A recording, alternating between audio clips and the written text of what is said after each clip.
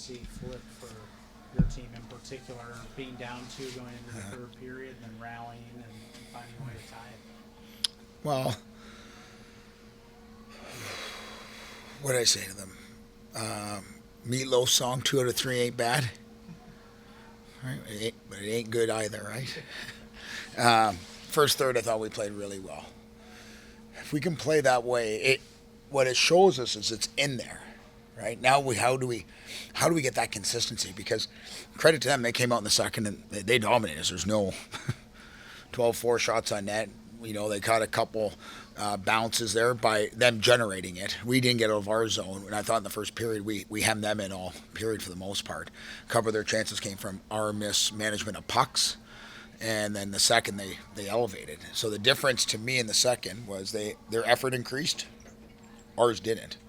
The third, I thought our effort increased, and the players accepted the challenge, off it, because like I always say to guys, we can tip our hat if we play the game right and lose, but there's no way we can say after that second period anybody did anything positive. Like it was more of a how do we survive it, and we make it 3-2, right there, and you're thinking, okay, if you go in in the third with a little momentum, tie it up there, make it 3-2 and down a goal. But the big thing is what you saw was a group that they didn't quit.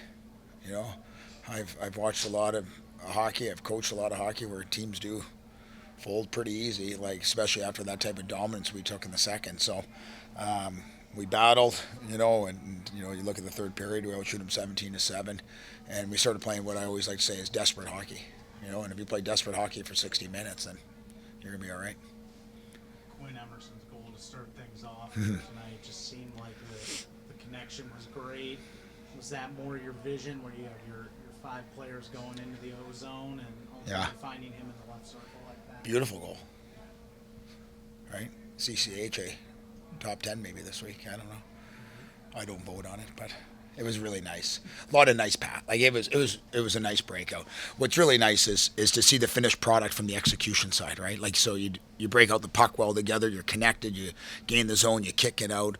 There's no overhandling it. You dish it off, and Q1 times that through. Like it's a real nice goal. It's one of the nicest goals from a coaching standpoint. You love all goals, whether blue paint or however they get across. But when you sit back and you watch that play develop from our blue line out, that was some pretty high-end execution, I thought.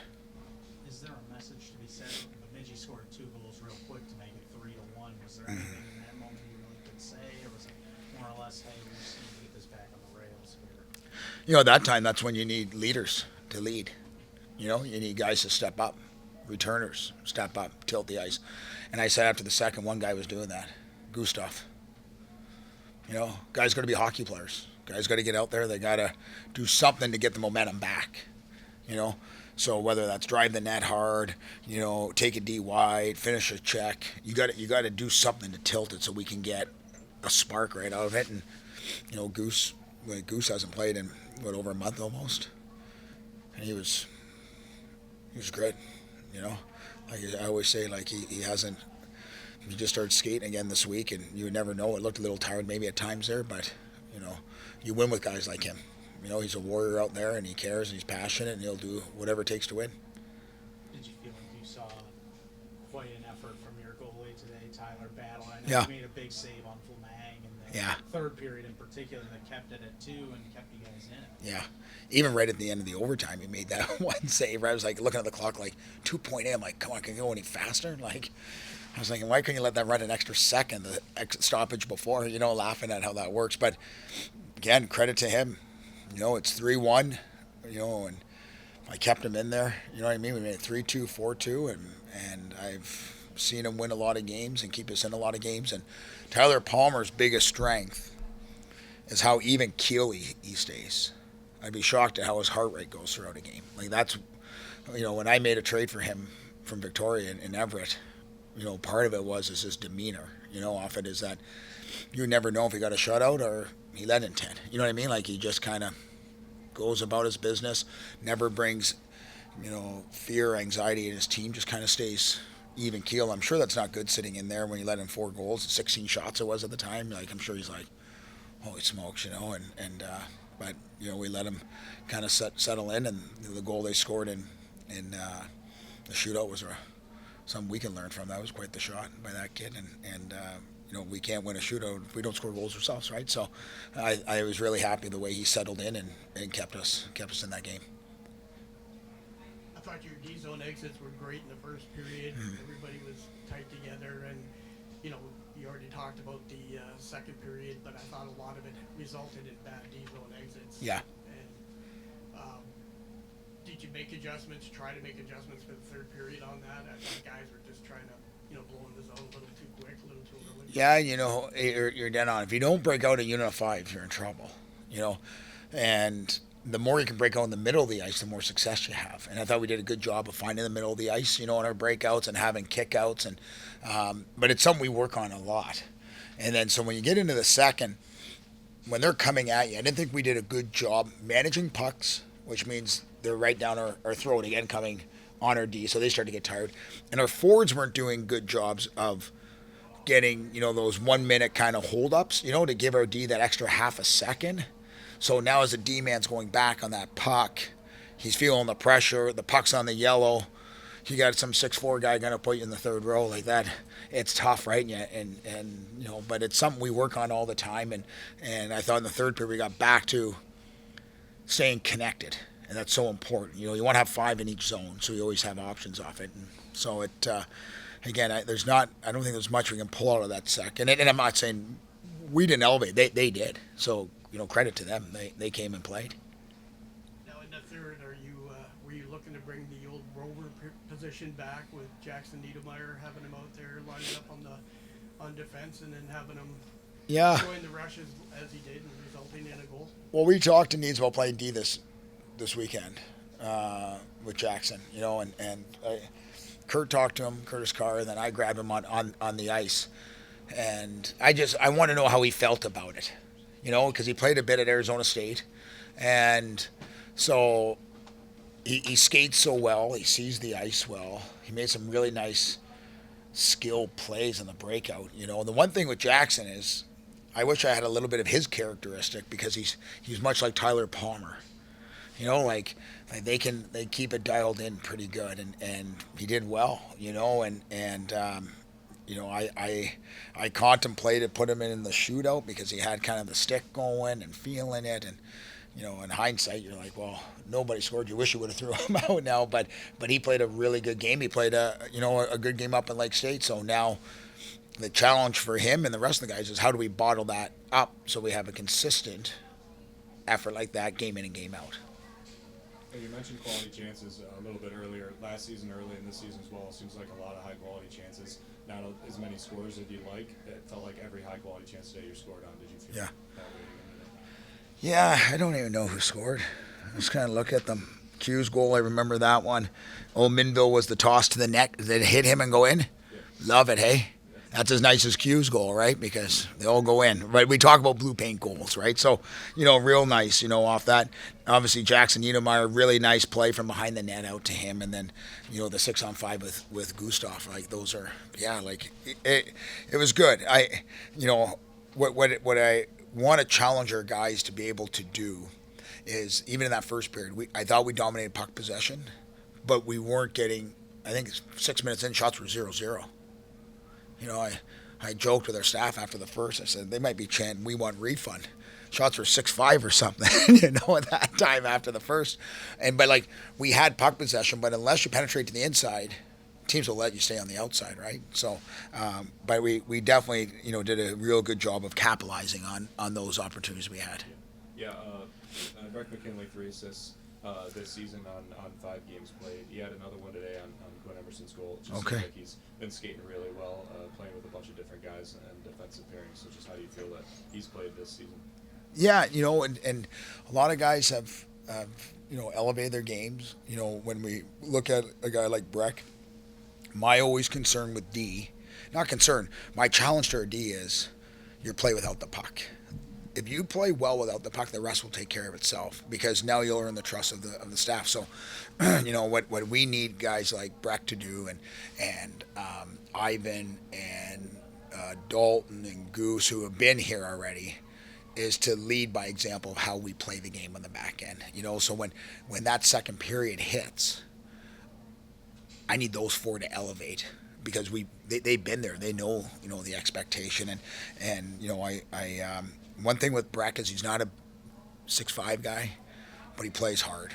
He's going to give you everything. He may lose a physicality battle, but it's not from a will of trying, right? So you got to live with that because he's always ready to go to war with you. Coach, Maxwell Martin late multiple big hits throughout the game, had a couple really good opportunities. Didn't have any points in the game, but in my mind, it's a good game. What did you see in his game tonight? Yeah. Well, exactly what you said. Max Martin is effective when he's first on the forecheck and physical. He had some really good reverse checks too in the corner, creating separation. But we need that. And I think what happens when every player comes back, they all think they got to be somebody different. As a freshman goes to sophomore, junior, senior, they all think I take on a new role. All of a sudden I become somebody different just because I'm back and I'm in a different age group on the team or a second, third, fourth year player. When in fact, when Max Martin's playing his best last year is what you saw there. And his success offensively or that he contributed to was because of the way he just played. And as you said, he didn't have a point, but I have him out there right at the end of the game and because I know he's going to go to the hard areas and he was playing hard and he was vocal on the bench. Like I saw a different player out of him tonight, which now I just got to make sure it stays there, right? Because, his leadership, to me, it popped for us tonight. Now the freshman gets 2 assists on the game, his first assists in his college career. What did you see out of his game tonight? Noah's good. Quiet. I always say with freshmen like that, plays a lot of minutes for us. Sneaky, plays in the power play unit. Great leadership, does everything right. Just he accepts coaching, comes in for video every week. Wants to be a pro hockey player after, like he just, you enjoy seeing a kid like that have that type of game because it's not easy. Like I said, I don't know how many freshmen we had in, but again, we're throwing a lot of young guys in there night in and night out compared to a lot of teams. And what we need these guys to be able to do with our players is we need to see growth from everybody. So I've said all along, these games this type of year, all right, is experience we're going to take of tonight's comeback, feeling good, 4-4 to not feeling good.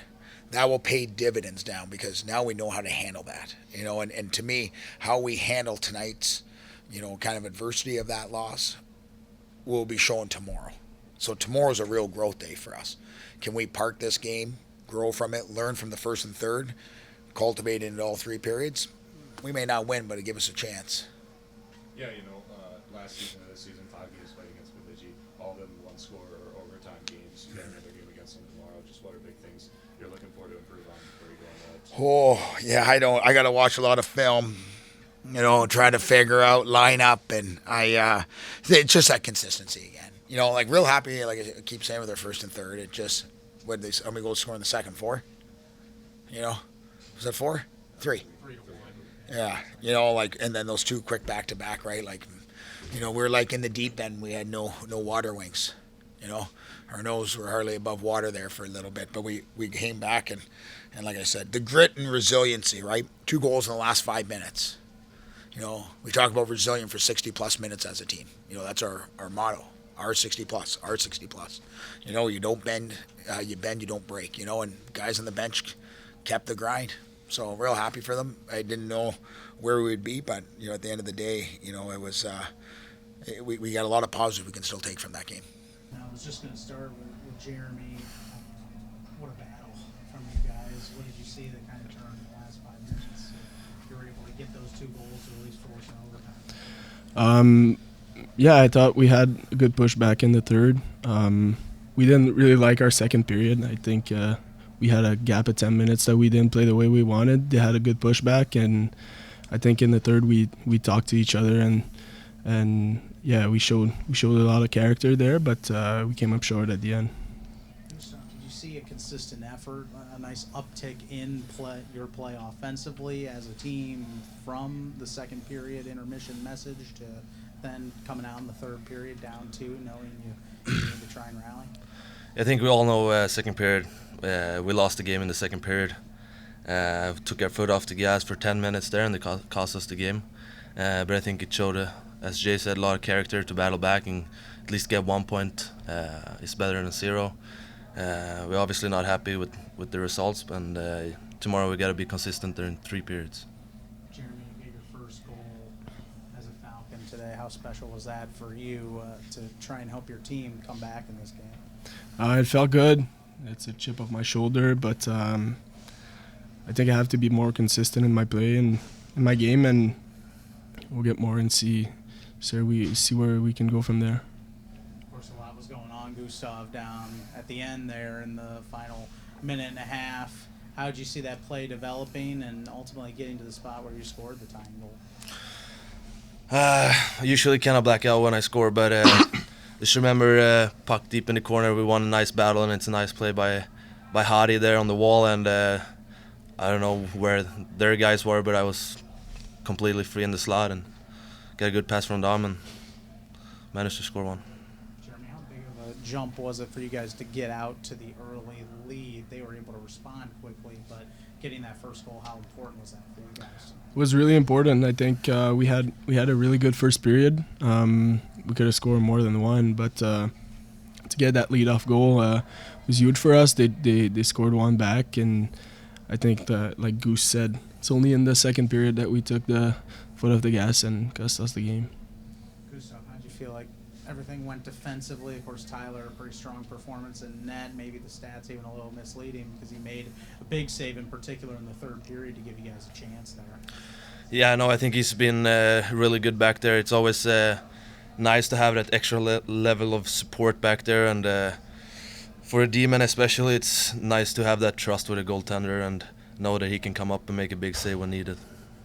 Jeremy, I know that ultimately you want to get 2 points, 3 points here tonight, but did you feel like you guys kind of stole one with getting those goals later? Did you feel like maybe that was just the hard work that you guys had put in that paid off in that third period to get to the Yeah, for sure. I think our first part of the third, like the first 10 minutes, wasn't our greatest. But I think we came back in the last 10 minutes, and it was huge for us. I wouldn't say we stole it because we worked for it, but yeah, it was huge. Like Gustav said, good battle in the corner, and he was able to be alone in the slot and rip it. Gustav, how do you feel like power play went tonight as well, and you guys trying to stymie their power play? How did you feel like the special teams worked for you guys? I think in the beginning of the season, that's something we've been struggling with. Haven't gotten as many goals as we wanted to, and the shot volume hasn't really been there. But I think today the guys out there made some nice plays, and even though the puck didn't end up in the net, I think on some of them we created a little bit of momentum that was good for our team. But overall, I think we have to step that up as well.